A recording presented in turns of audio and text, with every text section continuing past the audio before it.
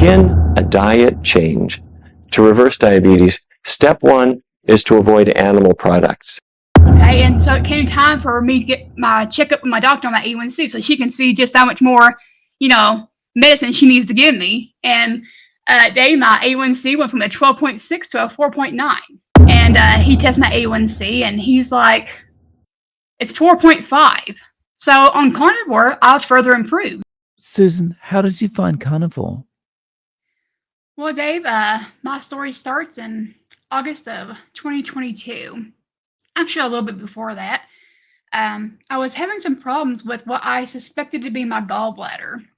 And you got to know something about me is that I'm one of those people who try to avoid doctors. If I don't determine for myself it's not a life or death situation, I'm not going to go. And so at this point in time, I probably hadn't seen a doctor in about 10 years. And even with my gallbladder attacks, I was still trying to talk myself out of going to a doctor. I'm like, no, I don't need to go. But my husband was like, no, Susan, you need to go to the doctor now. And I said, okay, I'll go to the doctor. So I make me an appointment and, establishing care with a new doctor, they're going to run a lab test on you across the board. And I go there and I fully expect, her to say something about my gallbladder. And being as overweight as I was, I expected to talk about losing weight. But otherwise, I was ready to get in there, get done, and get out. And that's all I was expecting from that appointment. But I got my lab work back from her before she even called and talked to me about it. And, I'm curious, so I look at it, and I have no clue how to read lab work at this time, but I'm looking at it, and I see the word glucose. And it says 356, and it's flagged as high. And I'm like, well, what is glucose? And then a couple things down, it says A1C, and it says 12.6, and it's flagged as high. And that gave me pause because A1C was actually familiar to me. And I think that's because my mom is type 2 diabetic, and she's referenced the term A1C before. So I was able to kind of connect A1C to diabetes, and my heart sunk, Dave. And I'll tell you why my heart sunk with that, because I knew, because it was flagged high, she was going to tell me I'm diabetic. I didn't know how severely diabetic I was with that number yet, but I knew I was going to, she was going to tell me I'm diabetic. And Dave, my dad, he was type 1, and he passed away at the age of 33 from complications of diabetes. And I was 13, and I watched him the last few years of his life just long for death. He wasn't suicidal. It wasn't like that, but he was in such pain and agony with all the complications he was having. He was done, and that's sad. And so that realization that, oh, I'm diabetic, that put some fear in me just because of what I watched my dad go through. So my doctor calls me and, she's like, well, you're diabetic and I'm going to put you on one pill of metformin a day, and we'll do that for the first 3 months, and then I'll retest you. And Dave, this is what she said. She said, and then we'll see how much more I'll need to put you on. Like, she automatically assumed she's going to have to give me more, And I'm like, okay. And that's all she was going to say. She's getting off the phone with me. I was like, wait, what do I eat? Because I have no clue what to eat. I knew sugar was obviously something I couldn't have anymore. But I was like, what about carbs? And Dave, I kid you not, this is what she said, exact words. Oh, well, you can eat all the carbs that you want. Just make sure that they're the good carbs and not the bad carbs. And I'm like, well, what's a good carb? What's a bad carb? And she gives me that whole spiel about, instead of a white potato, eat a sweet potato. Instead of white rice, brown white rice. Just make better decisions. Hey, try the Mediterranean diet. So I was like, well, okay. And off I went, And this is in August, and I'm trying this Mediterranean diet, and I'm looking it up, and it's full of beans, and I'm trying to eat this brown rice, and it was gross, and I was pretty depressed. I was like, man, this is what my life looks like. The rest of my life looks like is eating this. And so, I am a person of faith, and I had to do a lot of reevaluating about my life, and I had to come to a realization that I wasn't taking care of myself. And I've always believed that everything that God gives us, we ought to be a good steward of. And I was not being a good steward of the body. You know, I wasn't taking care of myself. I was being a glutton and eating horrible foods. And I asked God to forgive me. And if in his mercy, he would restore my health to me. And even if he said no, I would, from that day forward, take care of myself the best I knew how. But then, Dave, that's the question. How do I take care of myself? So I had to ask God for wisdom. And off to YouTube University, I went, Lord help, you know, you can find anything on YouTube, right? Whether it be true or false. And so the first video I came across was a doctor called Dr. Bernard. And I think his big thing was like being vegan. And I tried to watch it, you know, and then he said these words. He's like, the only way to reverse your type 2 diabetes is you cannot eat any animal product whatsoever. And I said, well, that's not right. And now, Dave, not because I knew science or anything, it's just because my faith tells me that that wasn't right. You know, I've always believed that meat's okay for us. So I was like, well, I'm not listening to any more of that. And I went to the next video. And the next video was by a lady named Sarah Halbert. And I don't know if you're familiar with that lady or not, but the video title was something along the lines of, to reverse your diabetes, you must first start by, you know, going against the guidelines. That's a paraphrase. Now, I didn't really understand how it worked with YouTube creators and why they title things the way they do. But to me, it sounded very gimmicky. So I was like, well, I'm not giving that video a time of day. I didn't even listen to any of that. I just skipped it, you know. And then the third video I came across was a channel called Beat Diabetes by Dennis Pollock. And I looked at his thumbnail and I was like, well, he don't look like he's a gimmicky and he don't look like he's trying to sell me anything. Let me see what he's got to say. And that's how my journey starts. He was teaching me how to do low carb keto, and he was showing me how to check my blood sugar, which is interesting because my doctor didn't even mention that I needed to check my blood sugar. And, you know, Dennis is not a doctor, but he essentially was my doctor. He was telling me the importance of checking my blood sugar and when and how, you know, all that. And that's also what made me comfortable to continue watching his channel, because he was backing up what he was saying to me, Dave, because I was one of those who actually believed that the ketogenic lifestyle was bad for you. And that's not because I didn't do research. I just believed all the rumors. I was part of the problem. And for everybody watching, I apologize. But, you know, him backing up what he was saying about he was checking his own blood sugar and showing me what the foods was doing, it kind of gave me peace about it. And I said, okay, so this is what I'm going to do. So I went out and got me a glucose monitor, and I started following his instructions, and I was learning, you know, that carbs were indeed bad for me. And it wasn't about eating all the carbs I want or even a good or a bad carb. They're all bad, you know, and I needed to really cut them out and keep them out, thanks to that glucose monitor, you know, showing me that. And so I did keto from September through December. Okay. And so it came time for me to get my checkup with my doctor on my A1C so she can see just how much more, you know, medicine she needs to give me. And day my A1C went from a 12.6 to a 4.9. And I said, so can I come off my metformin now? And she said, well, yeah, we'll do that. But I want to check you again, make sure you're still doing okay in 3 months. I said, fair enough, right? So this is in December of 2022. And at that time, I started getting YouTube channels talking about carnivore. And I'm like, well, what's this carnivore about? And I'm pretty sure that's when I found your channel, Dave. I started getting you in my recommendations. And so I started learning about carnivore and triple B and E. And I'm like, well, heck, I've come this far. Let's see how much further I can go. You know, I'm excited by this point. I done got my diabetes taken care of. And so I start carnivore in January of 2023. And so I was supposed to see my doctor in March, but I had to change the insurance. So I had to establish care with a new doctor. And my new appointment wasn't until July. So I actually didn't get an update until July of this last year. So I go in there. And now I've been carnivore since January by this point, right? And he's going to do a full lab work on me. And he tests my A1C, and he's like, it's 4.5. So on carnivore, I've further improved. I went from a 4.9 to a 4.5 with an average glucose of 82. And I told him, I said, well, you know, last August, my A1C was 12.6. And you could see this look on his face, Dave, of confusion. He was like, "Are you sure you're diabetic?" And he was serious about that. He was kind of dumbfounded. But to his credit, he actually asked me. He was like, "Well, what are you eating?" I said the forbidden thing, Dave. I said carnivore. And he was like, "So a protein-based diet?" I said, "Yes." And all he said was, "Okay." So he didn't say anything negative about it. So that's a plus, right? Now, I will say this.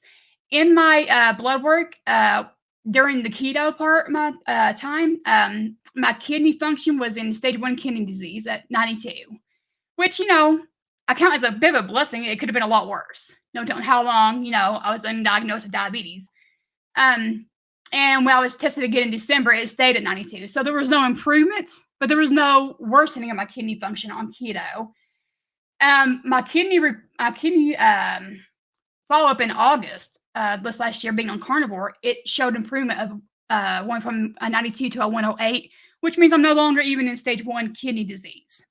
Now, is that carnivore, or is that just it took time? I don't know, but I do know that I did show improvement after going carnivore with my kidney function, which is important for me to say because there's a lot of issues with people thinking that, meat is bad for your kidneys. So I know in my case, my kidneys have improved. So that's a good thing, right? And so, I didn't have any cravings or struggles with that when I first started keto, but I think that's because of the fear that I had, because I didn't want to go down that same path that my dad went. And I know that a lot of that is because of what I saw my dad go through, because I see a lot of diabetics that they don't seem to care. Like, they're perfectly happy treating their carb addiction with medicine. I don't think, and I just don't think they just comprehend what diabetes will do to you if you don't control it and get, and take care of it. So in a way, having that fear was a blessing because it really kept me straight. Because I'm a carb and sugar addict. I was one of those people who would binge eat that day. Do you know the little Debbie snack cakes I'm talking about? I don't know if you have them over there. We don't, but I have heard of them. Yeah. Okay. Well, they're just a box of crap, is what they are. But usually, they come about 12 packs of little cakes or whatever. And I would sit there and eat the whole box in one sitting, Dave, and then hide the wrappers, as if people are looking at me at almost 300 pounds, going, "Oh, she must binge eat salads all the time." No, but I would do that. I'm an emotional eater. And I would just binge eat that kind of stuff all the time. So I'm definitely a carb and sugar addict, but I just didn't have the cravings I had to deal with because of that fear. Now, I was worried when that fear started coming down and I was relaxing, seeing my health improvements and everything. I was like, oh, well, don't get too relaxed. I don't want to start the cravings and think I can go back. So I definitely keep my guard up with that. But I haven't had a struggle and I don't even crave anything. The only thing I crave now is meat. In fact, I make jokes. I have to watch what channels I watch now because on YouTube, because when I see them like making their steak and everything, it looks good. And I'm like, God, I'm having an insulin response just watching this, But I am very confident that, as Dr. Berry calls it, this is definitely the proper way to eat. I think it's great if you're doing keto or whatever. I do think carnivore is optimal, just based off my own blood work improving. So I'm in the carnivore viewpoint of it being the most optimized version of keto or of a ketogenic, lifestyle. But I am glad I found this, and I'm thankful for not only the doctors that make these channels, but people like you, Dave, who make these channels. Because yes, it helps with the doctors are verifying everything, but it takes testimonies from other people too, and if it wasn't for all the testimonies coming in saying, hey, this is the problems I had, but I went keto or carnivore and this is the results I've had, it kind of helped people like me who came in with a side eye about it, be comfortable and relaxing and give it a try. And then look, you won me over, you know what I'm saying? And so I hope that we can reach more people and let them know so they can get their health back too. Well, Susan, congratulations. I mean, that's awesome. Those those numbers are just amazing. I do wish you'd been able to keep your original doctor though, and just see her reaction when it went down to 4.5. She Um, actually told me that, stay away from red meat. yeah, there's it's crazy that people are even saying that, it's stay away from red meat. Why? Well, that'll give you diabetes. Why? Where's the glucose in red meat? Right. It's yeah. And I have to say, congratulations on the kidney function as Yes. well. That's great to see that improving. Um, so, I guess this is it for you. Like you going forward, it's just carnivore all the way. Yes, I enjoy carnivore. I love the simplicity of it. Dave, I hate to cook. I can't cook very well anyways. My husband wishes I could. But I enjoy the basic hamburger patties and eggs and an occasional steak. Now, every once in a while, I'll have a salad with my husband, But 98% of the time, I'm carnivore, and I plan on remaining that way. Why would I go back to the carbs and anything else when it was poison to me? And that's what I don't understand. How people are like, well, I'm going to do this and get my health back, and then I'm going to try to do, I think they call it carb cycling. I don't know. I have no interest in that. Carnivore all the way. Yeah, nice. Yeah, it's kind of like, if you've got a peanut allergy, like Dr. Gary Fetke says, if you've got a peanut allergy, you don't keep eating peanuts and then just, give yourself a shot all the time. You say, Right. okay, I'm going to stop eating peanuts. And the same should go for carbs, Right. it doesn't work well. Yeah. Um, so how are you eating now, and how has your husband come across? How does that work? How do you and your husband work in with meals and stuff?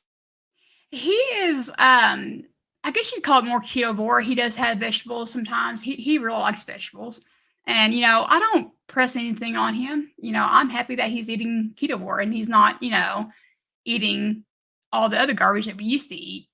So I do feel bad that he goes to work and he works in IT, and the nurses there, to show their appreciation, they want to bring him cookies and cakes and he has to sit there and just like, no, I can't have that, and he's tempted all day long with that stuff. I feel bad for him on that. And so I also make sure that he knows I'm really proud of him, because he wasn't metabolically sick like I was. He was on his way there, but he ain't got there yet. So he's definitely lost a lot of weight himself, and his lipid panel has improved a lot. And so he's doing great. And I don't, I don't give people a hard time for eating vegetables, if it works for them, that's fine, you know. But me, I just eat hamburger patties and eggs most of the days of the week and then occasional steak. And I'm content with that. I know that's not for everybody, but for me it is. Um, And is that 2 times a day you're eating? Most times I eat once a day, but sometimes I'll eat two. I do try to go off the whole, listen to your body. I try not to worry about macros or calories or anything like that. If I'm hungry, I don't fight it. I just eat.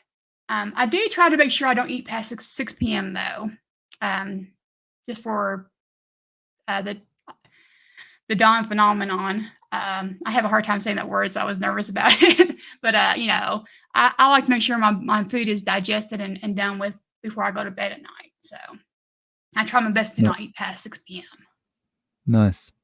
Um, how have friends and extended family reacted to the way you've been eating and the results that you've had?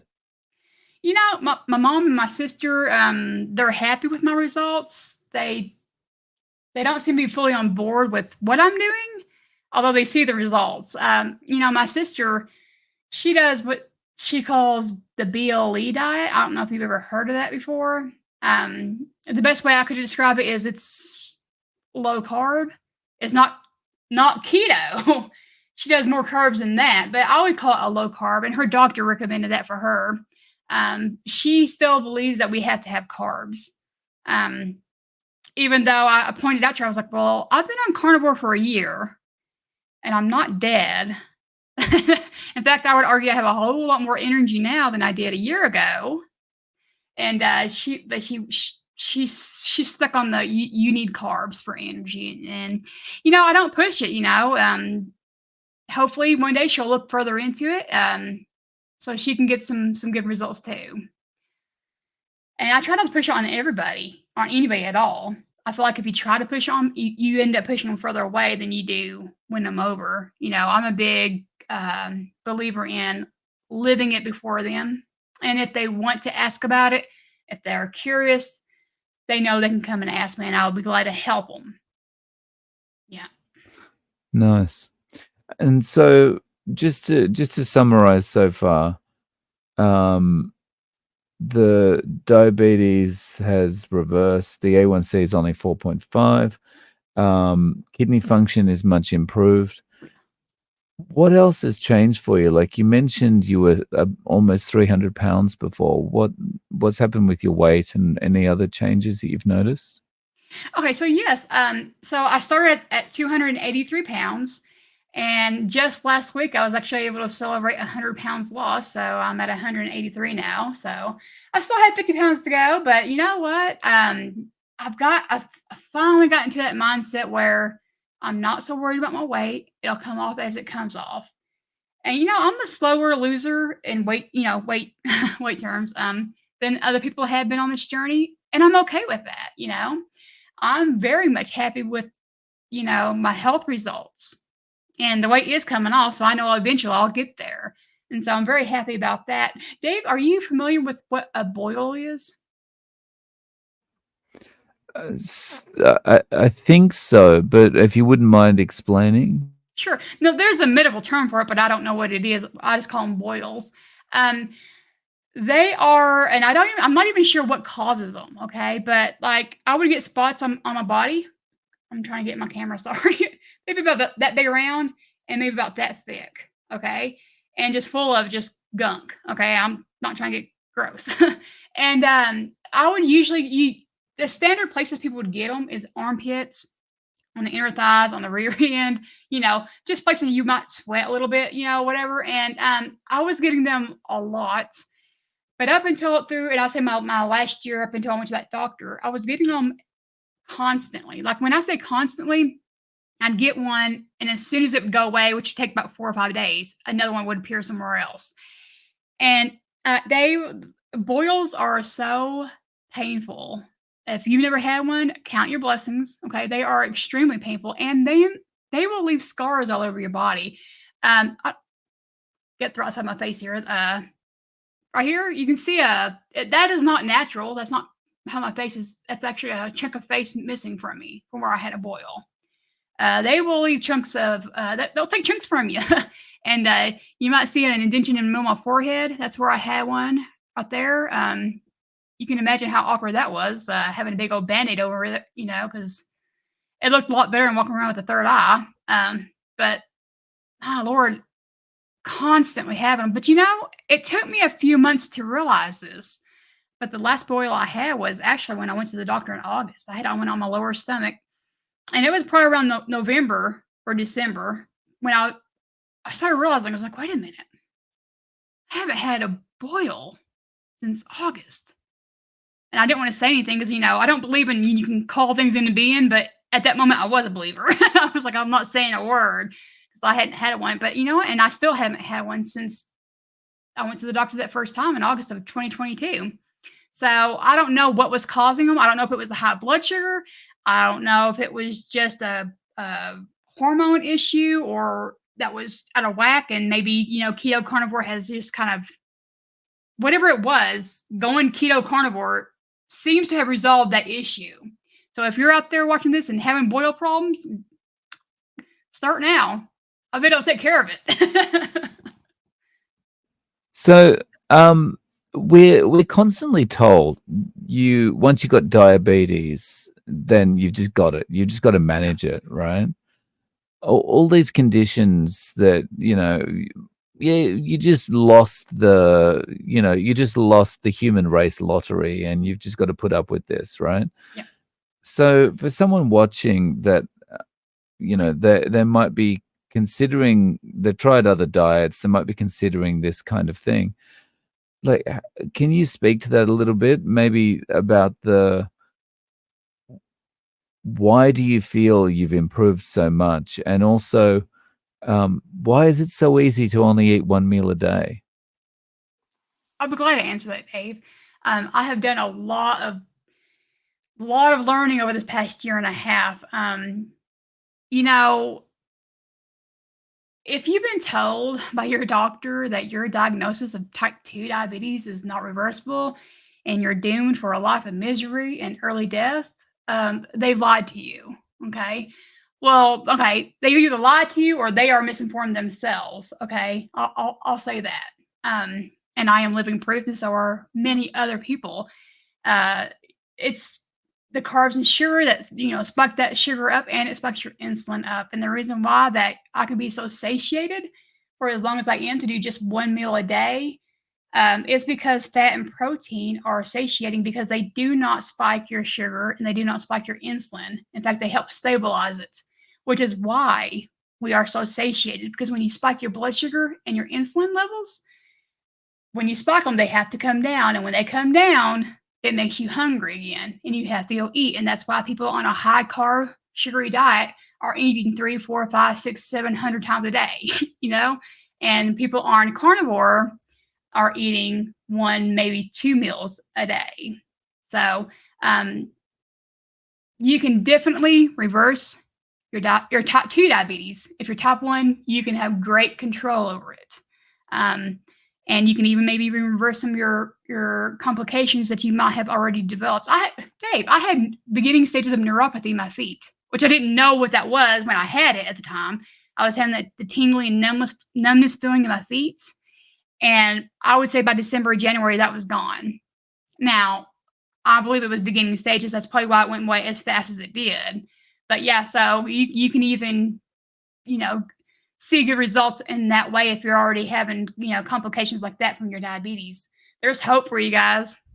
Nice. So, and congratulations on the neuropathy as well. So regarding the more kind of stable blood sugar, they're not, up and down, eating 700-800 times a day. Like, can you speak to how your energy is relative to how it was before? Like, what's your kind of, if you want to describe it as you get up and go or something, how is that different between now and then? Before all this, and this might have also had something to do with my high blood sugar levels, but I would get up at 7 in the morning. I had an office job, and I'd work part time. I'd get up at noon. And at noon, I'd have my lunch, and then I'm like, I'm going to bed, and I would sleep 2 or 3 hours. Get up, sit around, not have much care in the world to do anything. And if you really want to know how sad it is, when we would go to the grocery store, I would hate it if we had to park even a few spaces away from the front door, because God forbid I had to walk 200 more feet, right? It didn't feel good to walk. I didn't want to walk. I was literally kind of lethargic. It's really embarrassing. It's embarrassing to talk about that, but it's just the matter of fact.